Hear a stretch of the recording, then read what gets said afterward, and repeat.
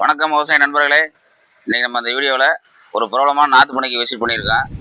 அந்த நாற்று பண்ணையில் பார்த்தீங்கன்னா எல்லா வகையான நாற்று ஆர்டர் பேர்லையும் போட்டு கொடுக்குறாரு. நீங்கள் விதை கொண்டாந்து கொடுத்தாலும் அவர் போட்டு கொடுக்குறாரு. அந்த நாற்று பண்ணக்கார்ட்டே என்னென்ன ரகங்கள் போடுறாரு, எந்த முறையில் போகிறாரு அப்படின்னு சொல்லி முழுமையாக அவர்கிட்ட டீட்டெயில் கேட்டு தெரிஞ்சுக்கலாம்.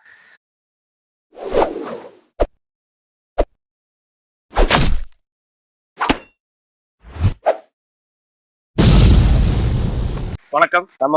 நம்ம பண்ணை எங்க இருக்குன்னு பாத்தீங்கன்னா ஒட்டஞ்சத்திர டு தாராபுரம் ரோட்ல சின்னையா கவுண்டன் வலசுங்கிற ஊர்ல இருக்குது. நாங்க தக்காளி, கத்திரி, மிளகாய் இந்த புளித்தட்டு முறையில போட்டு கொடுக்குறோம் விவசாயிகளுக்கு. அது இல்லாம கரும்பு, முருங்கை, பப்பாளி இந்த மாதிரி ஐட்டமும் நிறைய பண்ணி கொடுத்துக்கிட்டு இருக்கிறோம். இந்த விவசாயிகளுக்கு எப்படிங்க ஆர்டர் பேரில் போட்டு கொடுக்குறீங்களா? உங்களுடைய நாற்று ரெடிமேடாக இருக்கு? நிறைய விவசாயிகள் ஆர்டர் கொடுத்துருவாங்க. ஒரு 10 நாள் 15 நாள் முன்னாடியே சொல்லிடுவாங்க, எங்களுக்கு இவ்வளவு நாற்று வேணும், என்ன ரகத்துல வேணும், என்ன கம்பெனி வேணும்னு சொல்லிடுவாங்க. சரிங்க. அதுக்கு தகுந்த மாதிரி அவங்க விதை கொண்டு வந்து கொடுத்தா நாங்க வாங்கி போட்டு கொடுத்துருவோம். அதுக்கு ஒரு ரேட் இருக்குது. நாங்களே விதை வாங்கி போட்டு விவசாயிகளுக்கு கொடுத்தோம்னா அது ஒரு ரேட் இருக்குது. ஒவ்வொருத்தர் பாத்தீங்கன்னா ஒரு ஏக்கருக்கு ஒரு 10,000 நாற்று தேவைப்படுதுன்னா சொல்லிட்டு போயிடுவாங்க, நாங்க வளர்த்தி கொடுத்துருவோம்.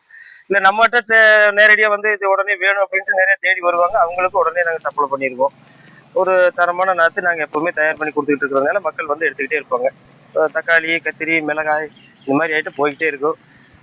பார்சல் அனுப்புறீங்களா ஆர்டர் பேர்ல? வெளியூருக்கு அனுப்பிச்சிட்டு இருந்தேங்க. அது பார்சல் கரெக்டா போய் சேர்றது இல்லை, நாற்று டேமேஜ் ஆகுது.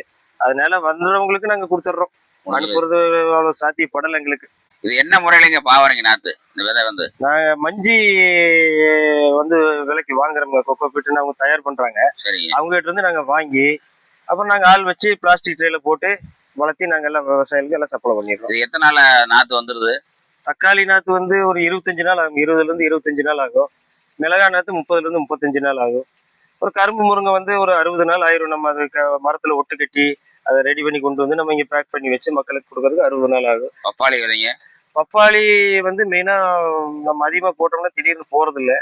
நமக்கு முன்னாடியே ஒரு 25 நாளைக்கு முன்னாடியே சொல்லிட்டா எவ்வளவு நாத்து வேணும், என்ன ரகம் வேணும்னு சொன்னா நாங்க போட்டு கொடுத்துருவோம்.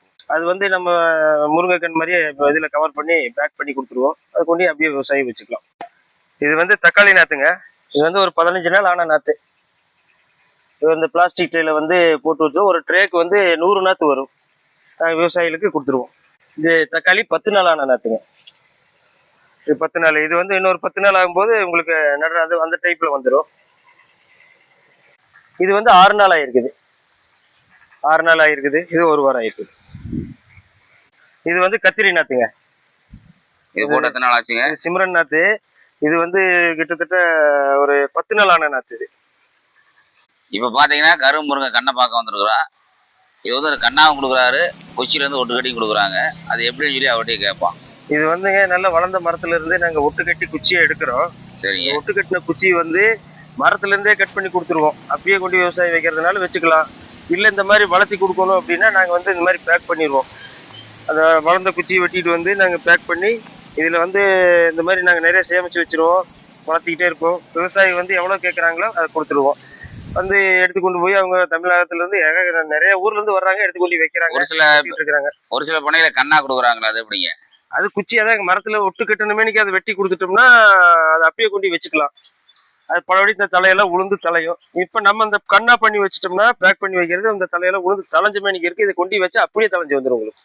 செடி முருங்கைக்கு இந்த கரும்பு முருங்கை என்னங்க வித்தியாசம்? செடி முருங்கை அதுக்கு ஆயில் 3 மாசம் 4 மாசம் ஒரு தடவை காய்ச்சுன்னா அதோட அழிச்சிருவோம்.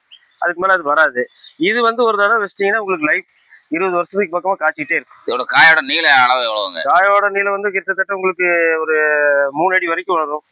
மண்ணு காடு சத்து எவ்வளவு நம்ம கொடுக்குறோமோ அந்த அளவுக்கு அந்த காயோட லென்த் வரும். ஆனா கலர் நல்லா இருக்கு, உருண்டையா இருக்கு, நல்ல பச்சை கலரா வரும். இதுக்கு பேர் அதனாலதான் கரும்பு முருங்கின்னு பேரே இதுக்கு பேர். இந்த கரும்பு முருங்கை எப்படின்னா கவாத்து பண்றது? எத்தனை வருஷத்துக்கு காய்க்குது இது? ஒரு டைம் வச்சுட்டா உங்களுக்கு கிட்டத்தட்ட 20 வருஷத்துக்கு பக்கம் காய்க்கும். சரிங்க. நம்ம அதுக்கு மேலே மெயின்டைன் பண்ணணும்னா பண்ணிக்கலாம். 3 வருஷத்துக்கு ஒருக்கா கவாத் பண்ணணும். சரிங்க. கவாத் பண்றதுன்னா நல்லா வளர்ந்த மரத்துல காயெல்லாம் பொறிச்சது போக இந்த மாதிரி வெட்டி விட்டோம்னா கீழே பாருங்க தரையில தெரியுது எத்தனை பிரான்ச் ஆமா இந்த மாதிரி வெட்டி விட்டோம்னா நமக்கு திரும்ப இது ஒரு 3 வருஷத்துக்கு காய்க்கும். திரும்ப நம்ம இதே மாதிரி கட் பண்ணி விட்டோம்னா பழடி நம்மளுக்கு ஒரு வருஷம் பூரா காய்ச்சிக்கிட்டே இருக்குது. இந்த முருங்கை போறதுனால சப்போஸ் விலையில இல்ல வேற எதுக்கு பயன்படுது? இந்த முருங்கை எப்படின்னா நல்ல காய் விலை கிடைச்சி மார்க்கெட்ல போகுதுன்னா நம்ம காயா கொண்டு வித்தரலாம். ஒருவேளை இது விலை கம்மியா இருக்கு விவசாயிகளுக்கு அப்படின்னா இந்த காய வச்சு விதை எடுத்துக்கல. காய் ரொம்ப முத்த விட்டு அது காய மரத்தையே காஞ்சிடும். சரி. காஞ்சதுக்கு அப்புறம் அந்த விதையை எடுத்து அதை மார்க்கெட்ல விற்கலாம். இல்ல மக்கள் வந்து இந்த மாதிரி கீரையா ஒடிச்சு விற்கலாம். கீரை விவசாயம் பண்ணணும், கீரை விற்கணும் அப்படின்னு நினைக்கிறவங்க இந்த மாதிரி ஒரு ரகத்தை வாங்கி நட்டு அப்பப்போ நம்ம ஒடிச்சு வித்துக்கிட்டே இருக்கலாம். நல்ல ஒரு லாபம் கிடைக்குது. வேற எதுக்கு பயன்படுது? முருங்கை விதை எடுத்து அது மருந்துக்கு போகுது, சாம்பார் பொடிக்கு, ரெண்டாவது தனியா சூப் வைக்கிறதுக்கு. சரிங்க. அதனால அது மார்க்கெட் தனியா பண்றாங்க அது. ஆனா அதுக்கு எல்லா விவசாயத்துக்கும் இது ஒத்து வரும், எல்லா வியாபாரத்துக்கும் இது இது எல்லா வகையான மண்ணுக்கு வருமா? எல்லா வகையான மண்ணுக்கு வரும். இது வந்து ரொம்ப உப்பு தண்ணியா இருக்கிற இடத்துல மட்டும் தளவு கம்மியா இருக்கும். மற்றபடி நல்ல தண்ணி, நல்ல பூமிக்கெல்லாம் எல்லாத்துக்கும் நல்லா வரும். இது பார்த்தீங்கன்னா இப்போ இது வந்து நல்ல வளர்ந்த மரம். ம். கிட்டத்தட்ட இது வச்சு ஒரு 5 வருஷம் ஆகுது. இது கவாத்து பண்ணாமல் இருக்குது. ஆனால் இப்போ பாருங்க, இதில் பூ பிஞ்சு இப்போ நிறைய இருக்கு பாருங்க. தெரியுதுங்களா? காயெல்லாம் தெரியுது. தெரியுது. இந்த மாதிரி வரும், நல்ல பூ இருக்கும். உங்களுக்கு காடு ஃபுல்லாக கவர் ஆகி மரம் நல்ல காய் உங்களுக்கு நிறைய கிடைக்கிற மாதிரி வரும். இப்போ வைக்கிறதுக்காக எல்லாம் ரெடி பண்ணி வச்சிருக்கிறாங்க. அந்த லாஸ்ட் பாருங்க வச்சிருக்கிறாங்க பாருங்க. ஆமாம். அந்த மாதிரி நம்ம வந்து ஒரு 20 அடி கேப்பில் இடைவெளி விட்டு இந்த மாதிரி வச்சோம்னா அந்த அந்த வச்சிருக்கிற கன்று வந்து இந்த மாதிரி மரமாக மாறிடும். நமக்கு ஒரே வருஷத்துல இந்த மாதிரி ஆயிடும். செடி மட்டும் தாண்டுங்க பாருங்க.